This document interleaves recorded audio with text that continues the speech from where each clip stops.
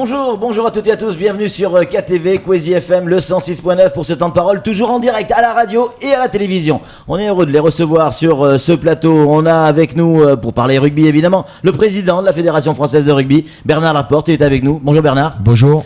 Merci d'être avec nous. On a également Didier Terrière qui est avec nous, le DTN de la Fédération. Rétière, mais pas Terrière, Rétière, qui est dans le désordre, mais c'est l'essentiel. Et on a également Sébastien Rière. Non, Rétière. Sébastien Rière, le président du rugby ici à Mayotte, mais également vice-président en charge de l'outre-mer. Bonjour. Ça va bien ? On dit pas bonjour. Non, il y a Bernard. C'est bon. Bernard Laporte, alors on va évidemment parler de votre visite ici à Mayotte, de ce que vous aimeriez voir ici à Mayotte. On va discuter avec Didier du potentiel évidemment de nos gamins ici. Mais juste avant, pour ceux qui ne vous connaissent pas forcément hyper bien, tout le monde connaît Bernard Laporte, mais qui est Bernard Laporte ? Qui était Bernard Laporte ? Alors on va vous présenter 5 photos et vous allez nous dire qui est le vrai Bernard Laporte. Alors on va demander à Hakim de nous envoyer la première photo. Celle-là c'est en 91, vous levez le bouclier. Alors à l'époque vous avez des cheveux hein, Bernard hein ? Eh oui, j'avais des cheveux à l'époque. Et un t-shirt orange. Non, c'est pas lui. Donc là, vous étiez à l'époque demi-de-mêlée, champion de France en 91 avec Bègle. Ouais, exactement, capitaine de l'équipe. Donc c'est pour ça que c'était moi qui soulevais le bouclier. Ouais. Avec à ma gauche Laurent Verger. En rouge, c'est Christian Delage qui avait récupéré le maillot du Stade Toulousain. Et à droite, William Téchouer. Exact. William Téchouer, avec qui vous êtes toujours évidemment en contact. Alors on va en reparler dans quelques instants. Seconde photo, regardez Bernard. Ça, c'est le Stade Français. À une époque, il y a Max Guazzini qui vous propose de prendre en main le Stade Français, de le faire remonter dans l'élite. Et vous dites, non, ce qui m'intéresse, moi, c'est qu'on soit champion. Et vous devenez champion en 98. Avec qui ? Oui, effectivement, j'ai fait venir la deuxième année, l'année pour monter en première division. C'est ça. Mais la première année qui avait fait tant de ravages avec Bègle. Donc on voit Serge, Simon à gauche, Vincent Moscato au milieu et Philippe Chembert à droite. Voilà. Ouais. Les fameux rappetous, mais qui avaient changé eux aussi. Ils avaient mis des casques cette fois-ci. Ouais, mais quoi toute l'histoire, Bernard, vous avez réussi à convaincre ces mecs-là. Et en plus, vous voyez Serge svelte quand même. Affûté. Il l'a jamais retiré le casque, hein, Serge. Serge, pour la petite histoire, vous avez réussi à les convaincre de revenir jouer au rugby alors que certains d'entre eux avaient déjà arrêté. Hein. Alors, certains d'entre eux avaient arrêté, notamment Serge qui avait arrêté. Et Serge, il a signé, on a posté, je me rappelle toujours, sa signature, sa mutation à la poste du Louvre à minuit moins 10, je dis bien minuit moins 10, sachant qu'à minuit, la mutation n'était plus valable. Ah, d'accord. Donc je peux vous dire qu'il a fallu aller très très vite. Troisième photo, regardez, Bernard Laporte, entraîneur de l'équipe de France. Ça, c'était le sacre pour vous ? Ouais, quand on est entraîneur en l'équipe de France, bien sûr que c'est l'apothéose, mais c'était de grands moments avec deux hommes merveilleux. D'abord Jacques Brunel, qui pour moi est l'un des meilleurs techniciens, meilleurs entraîneurs du rugby français, et Bernard Viviès à côté, qui a rejoint votre équipe. Exactement, qui est aujourd'hui l'élu en charge de l'équipe de France. Allez, encore une photo, regardez, ça va vous parler. Évidemment, Toulon, vous avez fait de Toulon le roi de l'Europe, le roi de France sur une période. On vous voit hurler là, qu'est-ce qui se passe ? Non, mais c'était merveilleux. C'est vrai que cette période de 5 ans est unique. Dans une région où le rugby est une religion, ça laisse des émotions énormes. Et en plus, c'est vrai qu'on est 3 fois champion d'Europe consécutivement. Donc on a, je dirais, marqué à vie ce club. C'est une évidence. Je le vois même moi quand j'y revais ou quand je croise des Toulonnais. C'est vrai que c'était une époque merveilleuse. Celle qui va arriver, je leur souhaite aussi, le sera. Mais là, je ne sais pas si c'est le premier, le deuxième ou le troisième titre de champion d'Europe. Mais Jean-Charles Orioli, le capitaine, le talonneur remplaçant, qui a signé à La Rochelle d'ailleurs, et Patrick Bouquet qui l'embrasse, qui est le directeur, qui était le directeur général du club. Allez, encore une photo qui a marqué votre carrière, Bernard, celle où vous avez été ministre des Sports, mais sous Nicolas Sarkozy. Oui, effectivement. Alors là, mission l'ancien président Nicolas Sarkozy. À droite, je ne sais pas qui c'est. Je pense que c'est Pierre Durand, à droite complètement. D'ailleurs, Daniel Bravo, non ? Et au milieu, j'allais dire, c'est Daniel Bravo, je pense, le footeux. Ouais. Donc voilà, un grand moment de ma vie, parce que d'abord, j'étais ami, je suis toujours ami avec l'ancien président de la République. Vous êtes toujours en contact avec Sarkozy? Oui, bien sûr. C'est pour ça que j'y étais, parce que il m'a débauché. Et jamais j'aurais été dans la politique si j'avais pas eu confiance en la personne qui m'y a amené, parce que c'était pas mon envie. Mais là, à force d'insister, il est très convaincant. Et c'est vrai que là aussi, j'ai passé 2 ans extraordinaires. Surtout que moi, j'attendais rien. Je me disais, moi, je vais faire le temps qu'il faut, puis après, je partirai. Il voulait que je sois député, je n'ai jamais eu envie. Voilà, c'était la politique. J'ai beaucoup de respect pour ceux qui en font, mais c'est pas ma vie. Ouais. Dernière photo, regardez, celle-là, c'est la dernière. Le président de la Fédération française de rugby. Est-ce que c'est le moment le plus important pour vous de votre carrière?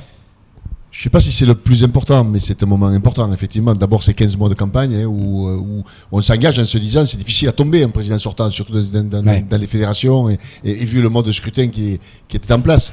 Mais bon, voilà, donc c'est vrai que c'est l'apothéose là aussi, avec Serge, donc bien sûr, vice-président, Patrick Buisson à droite, qui nous avait rejoint, qui était dans l'équipe déjà précédente et qui nous avait rejoint. Derrière Thierry Murry, l'ancien président de la Seine, qui est en charge du rugby amateur. C'est vrai.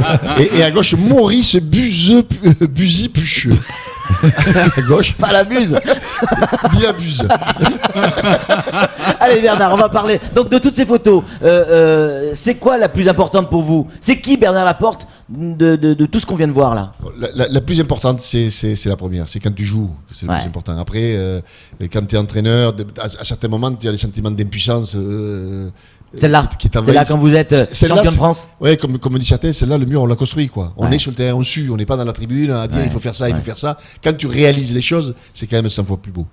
Allez Bernard, avec Didier, on va parler de votre projet pour Mayotte. Vous aviez un projet pour la France du rugby, pour l'Ovalie. Aujourd'hui, il y a un projet pour Mayotte. Est-ce qu'on peut en savoir un peu plus, Didier, sur ce projet? Qu'est-ce que Mayotte peut apporter à la Fédération française de rugby? Elle peut apporter des joueurs et des joueuses. Je crois on a des jeunes ici en nombre. Et c'est ça qui est important de Métropole. On se dit c'est une petite terre perdue dans l'océan Indien et avec au bout du compte pas tant de monde que ça dessus, quoi. Mais quand on y regarde un peu plus, on se rend compte qu'il y a officiellement 250 000 habitants, mais bien plus en réalité, et que certains parlent de 300, 350. Voilà, et a priori il y aurait plus de 100 000 moins de 18 ans. Donc il y a un potentiel incroyable. Si on rapporte ça dans les mêmes proportions à un territoire de métropole, on serait sur un département quasiment d'1 million de personnes. Donc il y a un vrai potentiel de jeunesse avec des masculin et féminin. Exactement, et des jeunes qui sont plutôt avec des qualités physiques, qui sont souvent dehors, etc. Donc on a vraiment une population très très intéressante pour le rugby. La formation, Bernard, on sait que pour vous ça a toujours été quelque chose d'important et tout au long de votre carrière, vous avez eu de cesse de répéter tout le temps ça, la formation. Pour Mayotte, j'allais dire Bègle. Pour Mayotte, c'est la même chose, la formation? Oui, c'est exactement la même chose. C'est vrai que moi j'ai toujours entraîné. C'est-à-dire quand j'avais 18 ans, j'entraînais des jeunes de 10 ans. J'ai toujours estimé que ce qu'on nous apprenait, il fallait vite le redescendre et le transmettre aux jeunes. Donc c'est exactement Mayotte, c'était exactement comme en métropole. La formation est le chantier numéro 1 que nous allons mettre en place avec la mise sur le territoire de 200 cadres techniques de clubs qui vont avoir pour mission de former justement les éducateurs qui eux-mêmes forment les enfants. Ce sera le cas aussi à Mayotte? Exactement la même chose. Il va y avoir un, voire deux, c'est Didier qui décidera tout ça, puisque c'est lui le responsable de tout ça. Mais on va apporter des moyens humains, ça c'est une chose. Et en parallèle, monter une véritable stratégie de formation, aller dans les écoles primaires, dans les collèges, pour initier et recruter, apporter justement dans nos clubs. Mais quand ils arrivent dans les clubs, on n'a fait que la moitié du chemin, il faut là aussi des éducateurs formés, d'où, encore une fois, c'est ces quatre techniques de clubs qui viendront épauler ces éducateurs de clubs. Alors, je veux pas trahir un secret, mais j'ai entendu dans les couloirs de la fédération qu'on parlait d'un projet de pôle espoir. Info Intox pour Mayotte. Non, mais bien sûr, c'est pas du tout Info Intox. On en a parlé tout hier après-midi avec le conseil général, avec la jeunesse des sports. Ouais. Ça va être quoi C'est une réelle volonté pour nous de monter des pôles d'excellence dans tous les outre-mer. Ouais. Voilà, parce que on estime que jusqu'à 18 ans, il faut que le jeune ou la jeune, parce qu'effectivement, vous avez bien fait de dire le rugby féminin, parce que je crois beaucoup, et notamment chez vous. Et notamment à Mayotte, bien sûr. Ici. Donc, jusqu'à 18 ans, il faut qu'on leur apporte la formation idéal, comme en métropole. Et après, à 18 ans, eh bien, les meilleurs partiront dans les pôles, dans les centres de formation des clubs pro, mais jusqu'à 18 ans, laissons-les chez eux. Voilà, pas de déperdition, je dirais. Il est toujours très très difficile de dire à des gens, vous quittez votre pays, vous allez à 10 000 km, etc. On le sait chez les jeunes. Donc on veut le laisser là, mais par contre on veut leur amener la meilleure des formations. Donc effectivement, avec Didier, nous avons décidé de mettre des pôles d'excellence dans tous les Outre-mer. Mais il va falloir, Didier et Bernard, il va falloir des moyens humains, vous l'avez dit, mais des moyens techniques. Il va falloir du matériel. Quand vous avez fait le tour un petit peu de Mayotte, il n'y a pas de terrain de rugby, proprement dit. Il est question. La base. Et il est question, justement, on en a parlé hier, et j'ai dit que la fédération française se devait d'être la première à contribuer à une infrastructure. On parle de terrain, on parle d'un terrain synthétique, on ne va pas construire déjà. Un truc, mais déjà mettre 1 voire 2 terrains synthétiques dédiés au rugby, parce que effectivement, si on va faire un pôle d'excellence, on veut que ces terrains soient dédiés au rugby. Pourquoi pas la fédération, et je ne sais pas pourquoi, la fédération est prête, je dirais, à contribuer, avec bien sûr le Conseil Général et la Jeunesse et des Sports, on en a parlé hier. D'accord. Donc ça veut dire que de ce côté-là, c'est quasiment bouclé. C'est encore une promesse que vous allez tenir, comme à chaque fois que vous faites une promesse, ou c'est l'envie de faire quelque chose? Non, c'est acté. C'est pas du tout une promesse, on va le faire. Et en plus, on a appris hier, chose que je ne connaissais pas, qu'il y avait des budgets qui avaient été votés par l'ancienne gouvernance pour développer les infrastructures, bien sûr, qui sont en retard dans les Outre-mer. Donc, à nous de saisir la balle au bon, je dirais, et de faire en sorte que ça accélère notre processus. Didier, c'est quoi la valeur ajoutée de nos jeunes joueurs ou joueuses de Mayotte? Qu'est-ce qui fait que ça intéresse la fédération? Physiquement, je parle, on retrouve, je trouve, des qualités un peu, pour résumer, à des profils qui ressembleraient à un mélange entre les joueurs fidjiens et les joueurs kenyans. C'est-à-dire, a priori, des joueurs qui ont des cannes, qui courent vite, quoi. Voilà, qui vont assez vite, qui ont des appuis, qui sont durs au mal sans être très très volumineux. Donc pour nous, vraiment, on a la sensation qu'on a un vrai potentiel pour le rugby à 7. Et donc, vu que c'est un sport olympique, chez les garçons et les filles, voilà, nous, on essaye justement de donner la place à tous les potentiels, et c'est vrai que à ce titre-là, la Mayotte est très intéressante. On a eu la visite de l'équipe de France pas plus tard que la semaine dernière. Ça s'est fait. Ça veut dire qu'on aura d'autres équipes de France qui viendront à Mayotte. On peut l'imaginer, où c'était une fois, ça s'est fait. Bernard l'avait dit, c'est fait, point barre.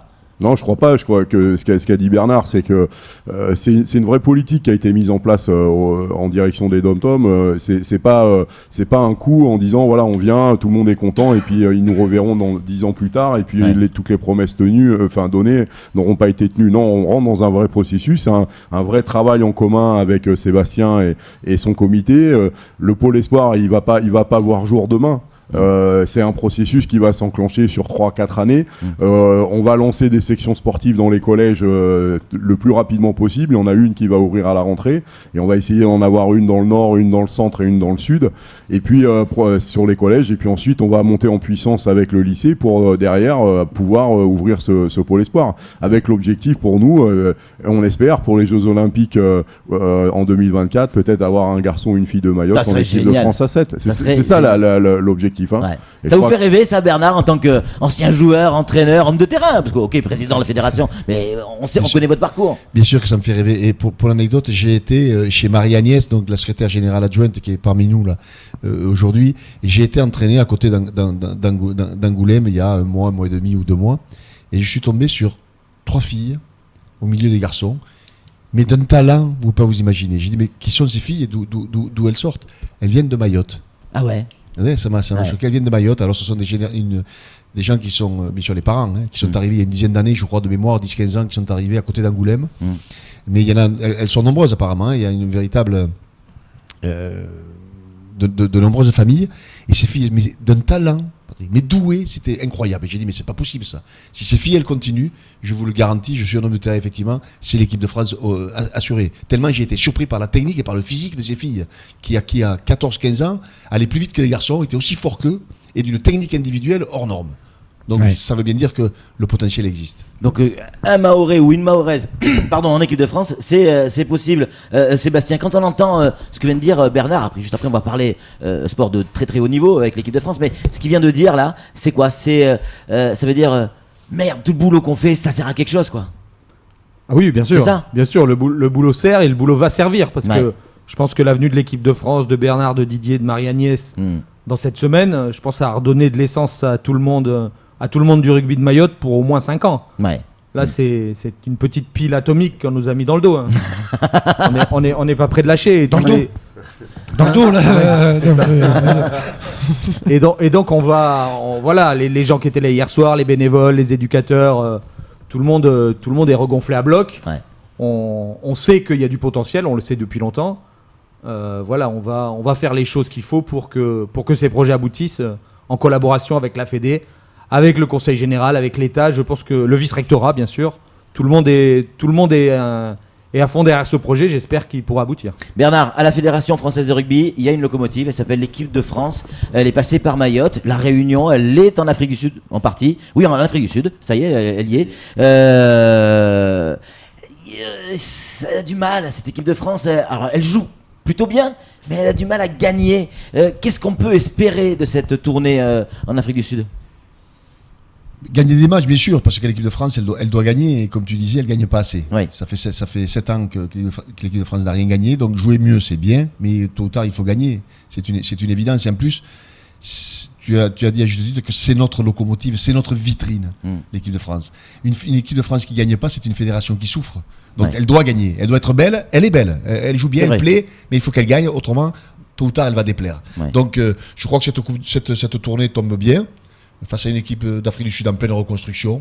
Nous aussi, on est dans une phase ascendante. Il y a de nouveaux joueurs qui vont intégrer cette équipe de France. Donc je pense que ce sera une bonne tournée, j'en suis convaincu. Il y a un coup à jouer là, Bernard, quand même, parce qu'ils ne sont pas au top, les Africains. Non, ils ne sont pas au top. Alors attention, ce qui est une tournée, ce sont des matchs amicaux. Hein, on le sait, des test matchs. Mais ça permet, encore une fois, d'abord d'acquérir de la confiance si tu gagnes. Ça permet de se mesurer à ce qui se fait de mieux, même si effectivement, ils sont eux aussi en phase de reconstruction. Mais c'est l'Afrique du Sud. Et quand on joue au rugby, l'Afrique du Sud, c'est toujours un repère. Et chez eux. Autre point important pour la locomotive, c'est la Coupe du Monde. Là aussi, c'est déjà la promotion de la Coupe du Monde. On a eu le tirage au sort des poules. Oui. Waouh. Ouais, c'est pas simple. Avec deux grosses équipes qui sont l'Angleterre et l'Argentine. Mais comme on disait, si tu veux être champion du monde, il faut battre tout le monde. Donc, poule de la mort ou pas. Le plus loin possible, quoi. Le plus loin possible. Mais je crois qu'il y a un inconvénient, parce que c'est qu'elle est compliquée, mais il y a un avantage, c'est que les joueurs français vont se dire, attention, il n'y a pas de repos. C'est-à-dire, dès le premier match, il faudrait être performant, sans quoi tu ne sors pas des poules. Faites de la poule.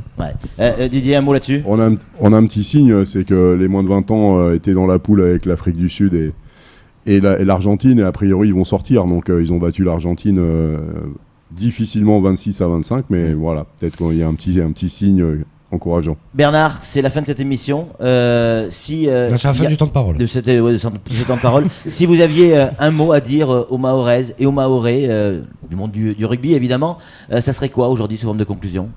Je leur dirais qu'il faut qu'elles aillent jouer au rugby, parce que le rugby est un sport qui apporte d'énormes valeurs, d'énormes vertus, de partage, on le sait, de solidarité, d'engagement, et que quand je les vois, je les connais pas, mais effectivement, je les vois courir dans la rue, je les vois souvent avec le sourire et tout. Je suis convaincu que c'est un sport qui va leur plaire.